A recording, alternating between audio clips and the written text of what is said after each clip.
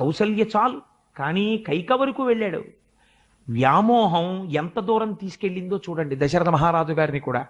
ఈ కైక ఇప్పుడు అరణ్యానికి వచ్చింది, వచ్చి ఒక మాట అంది. ఎప్పుడు? వైధవ్యం వచ్చేశాక. ఇప్పుడు నాకు తెలిసింది భరతుడికి రాజ్యం అక్కర్లేదని. ఇప్పుడు నాకు తెలిసింది ఇది రాముడే ఏలాలని.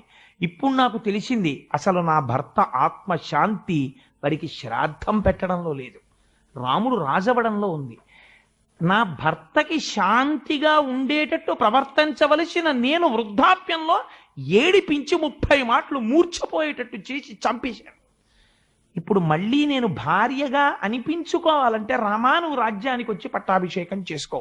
నేను ఏ వరం అడిగానో ఆ వరాన్ని ఉపసంహారం చేసేస్తున్నాను. ఇప్పుడు ఇంకా గొడవ లేదుగా, అందుకని నువ్వు వచ్చేసేయచ్చు రాజ్యానికి అంది.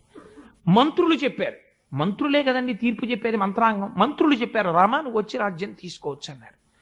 ఇంతమంది చెప్పి